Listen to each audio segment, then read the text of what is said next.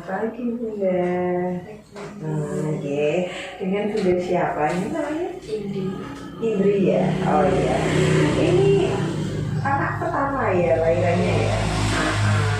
Anak pertama usianya masih muda, 20 tahun.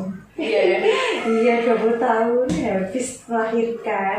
Masih pertama itu biasanya itu kayak apa ya, masih bingung ya cara untuk merawat bayinya seperti apa gitu dan lain sebagainya. Nah, ini nanti saya kasih tahu caranya untuk merawat bayi setelah melahirkan ya.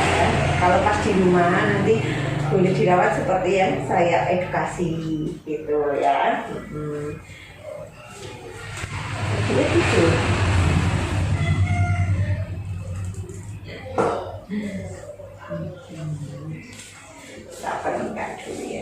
Yang pertama tentang ASI eksklusif ya. Setelah lahir itu adiknya nggak usah dikasih apapun, tidak boleh dikasih kayak madu, terus apa makanan atau pisang yang diulek itu, nah kayak gitu semacam gitu nggak boleh, apa dicetek jamu apa gimana gitu nggak boleh ya. Pokoknya harus full ASI eksklusif selama 6 bulan gitu. Misalnya nangis atau rewel atau apa gitu nggak masalah. Pertama sama hari kedua itu biasanya itu lambungnya itu masih kecil, ukurannya sekitar 5 mili sampai 7 milian ya. Nah itu kalau ukuran segitu itu dia itu belum bisa dikasih banyak susu, belum bisa dikasih banyak ASI. Jadi kurang lebih itu sehari 2 hari itu cuma 1 sendok teh lah ya kalau ukuran lambungnya 5 mili itu. Nah makanya itu kenapa kalau dari pertama sampai hari kedua itu ASInya jarang keluar, ASInya masih keluar sedikit-sedikit. Nanti untuk hari selanjutnya kalau sudah misalnya 3 hari 4 hari ke atas itu sedang ASInya keluarnya banyak. Kalau adik ngencok terus masih mau nyusu gitu, yang penting adik itu ngemik gitu, ngemik nyusu ya kanan kiri gitu sebentar-sebentar, paling enggak 5 menit 10 menit. Durasinya itu kurang lebih 15 menit. Jadi nanti 15 menit sebelah kanan, 15 menit sebelah kiri gitu. Kalau nggak capek itu boleh apa sesering mungkin, sebentar-sebentar juga boleh, tiap 2 jam sekali, 3 jam sekali gitu. Jadi misalnya pun nanti kalau tidur kan nggak apa-apa kalau misalnya sudah 2 jam atau 3 jam gitu. Memang baru melahirkan, jadi untuk dari pertama ini sama besok mungkin memang ASInya masih sedikit. Tadi kan sudah dicoba diminumkan ya kan? Terus ASInya keluar sedikit aja, masih sedikit gitu. Enggak apa-apa. Itu nanti lama-lama juga akan semakin banyak gitu. Yang penting diimbangi dengan makanan ya apa aja. Ikan-ikanan juga boleh, jadi nggak usah takut. Kacang-kacangan, sayuran, iya.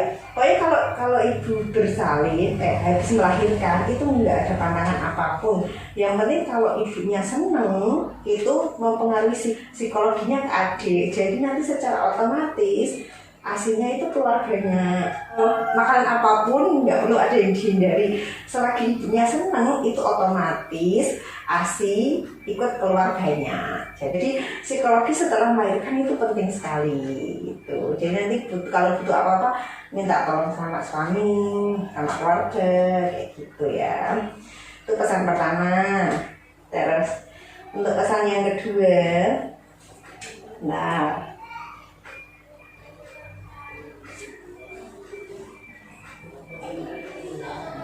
pasti kan takut ya mandiin kalau belum puput kan ya.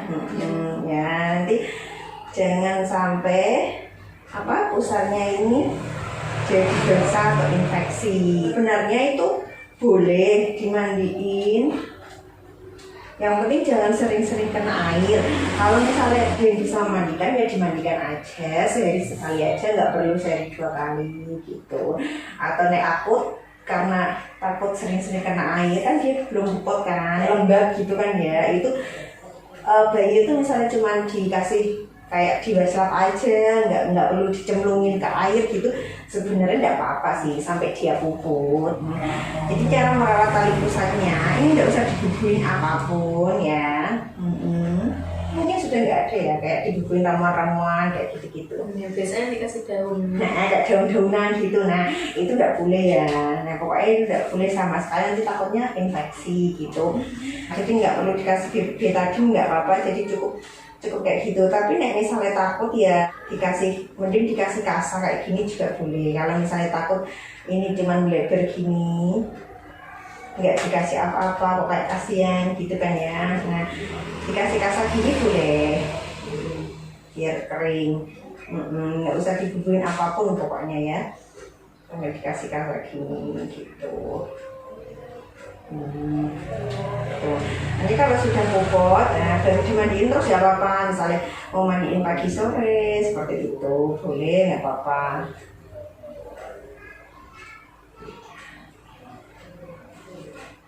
Biar tidak lembab, biar kering. Kayak kering. Kalau orang Jawa kan kalau terlihat paling pusat pas lahir kan itu ya, macam-macam pakai apa-apa gitu ya, pantesan gitu, pantes pokoknya cantik gitu. Untuk pesan yang ketiga, digedong ya bayi, tapi nggak usah sering-sering digedong. Kalau misalnya mau digedong itu nggak usah terlalu kenceng ya. Ini tak kasih contoh, ini misalnya untuk menggedong bayi.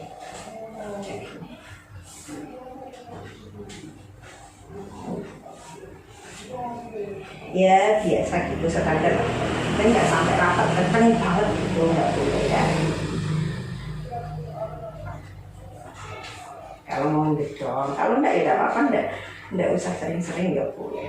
Paling kalau pas ini aja biar gampang, biar enak itu pas kalau mau mie itu kan digedong dulu gitu, nggak apa-apa.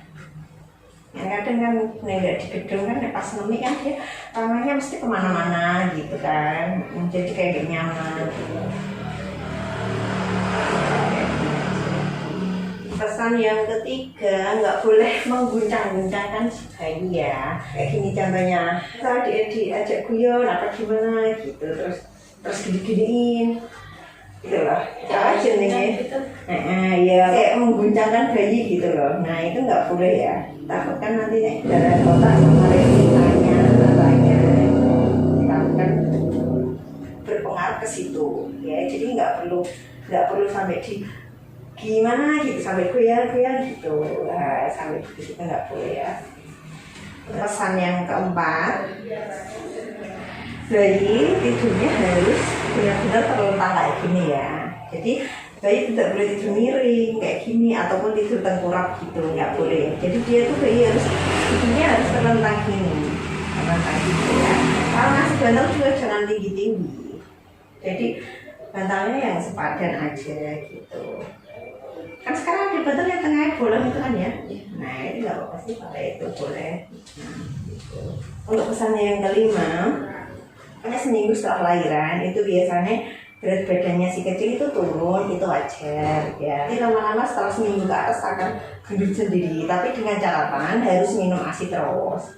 ASInya tetap diminumkan terus sesering mungkin gitu ya. Dan untuk catatan yang keenam, bayi itu memang sering gumoh, sering muntah, itu wajar ya. Kalau misalnya nanti habis minum itu langsung disendawakan aja gitu. Contohnya kayak gini. Jadi kalau habis minum, kalau mau nyendawakan kan gini toh, disendawakan ditaruh di pundak gini, terus ditopok-topok gini. Tapi nek misalnya susah, nggak bisa, berarti yang gini aja nggak apa-apa. Yang paling gampang lah, yang dipegang nggak apa-apa, terus ditepuk-tepuk aja. Gitu. Nah misalnya nggak bisa ditaruh sini gitu. Jadi setiap habis minum tetap disendawakan ya, seperti itu.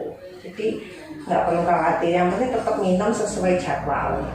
Sering kayak gitu tadi ya, 2 jam, 3 jam gitu.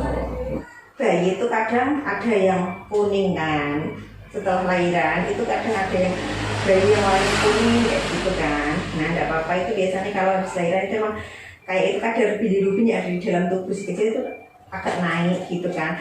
Tapi yang penting nanti dilihat, dievaluasi. Kalau misalnya nanti seminggu 2 minggu kuningnya hilang, itu nggak apa-apa.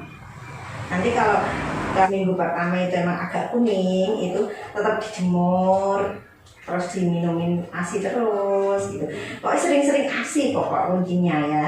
Kalau ASInya sering dan cukup, itu nanti lama-lama juga kuningnya hilang sendiri bisa. Kalau yang kuning fisiologis ya, yang kuning normal untuk bayi juga ada seperti itu. Jadi nggak usah takut yang misalnya nanti bayimu kok kuning ya gini-gini gitu. Nanti ditunggu, dievaluasi dulu, dilihat. Kalau sudah sering dijemur tiap pagi, paling tidak 5 menit, 10 menit, apa 15 menit gitu kan. Kalau misalnya jemur juga harus dibuka semua bajunya. Jadi semua bajunya dibuka, kecuali yang matanya itu ditutup aja pakai kain atau apa gitu supaya nggak kena sinar matahari. Kalau yang lainnya boleh dibuka semua gitu. Terus tetap sering disusuin terus gitu ya. Jadi nggak usah khawatir. Paling nanti seminggu 2 minggu normal itu misalnya. Ya itu catatan yang terakhir. Nah, seputar tentang bayi kayaknya sudah tak kasih tahu semua ya edukasinya. Kira-kira ada yang mau ditanyakan apa enggak? Itu kalau membedakan pup bayi, kadang ada yang warnanya gimana gitu, lengket, cair. Oh, maksudnya untuk membedakan pupnya. Habis lahir itu emang biasanya emang normalnya tuh nya itu warnanya agak hitam itu ya. Dan dia itu sering biasanya kalau habis lahir itu sering hitam kayak gini tadi. Kadang sehari itu sampai 3 kali, 5 kali kayak gitu lah. Nah itu normal. Nanti dia sudah minum ASI terus, ya kan? Nanti lama-lama kuning gitu, kayak warna biasa gitu. Gitu. Tapi nggak apa-apa. Nanti menyesuaikan sendiri. Kalau emang ASI full itu nanti bagus kok kayak kuning gitu. Tapi kalau dicampur susu formula itu kadang ada kayak hijau gitu ada. Kalau emang baru lahir emang hitam kayak tadi, coklat hitam gitu. Yang penting nggak sampai cair mencret gitu ya. Itu rada mengkhawatirkan. Nanti ada apa-apa tetap konsultasi ke tenaga medis aja gitu. Kalau masih wajar, masih biasa gitu ya, tidak masalah sih. Gitu. Apalagi ya ditanyakan ada? Udah ya, sudah sedikit tahu ya semuanya seputar tentang bayi. Kan misalnya aku baru anak pertama, umurnya juga masih muda, jadi kan mesti bingung. Dan biasanya kalau di rumah ikut sama mertua atau ibu, nah, kadang ada nenek kayak gitu kan, kadang harus gini, harus gitu kan, kadang harus muda, harus adik harus dicetek apa-apa gitu, enggak usah. Kayak tadi sudah tak ceritakan, sudah tak edukasi semua. Pokoknya harus tetap ASI full, ASI eksklusif gitu ya. Jadi nggak usah takut gitu ya. Oke, kalau gitu sampai di sini dulu. Ya edukasi hari ini. Nanti kalau ada apa-apa boleh telepon atau WA. Kalau misalnya terjadi sesuatu yang kelihatannya gimana ya, tidak sewajarnya gitu, yang tadi di luar yang saya omongkan tadi kayak gitu ya. Jadi kalau gitu kita lanjutkan dulu edukasi untuk hari ini sampai di sini dulu. Lain waktu kita sambung lagi. Dadah.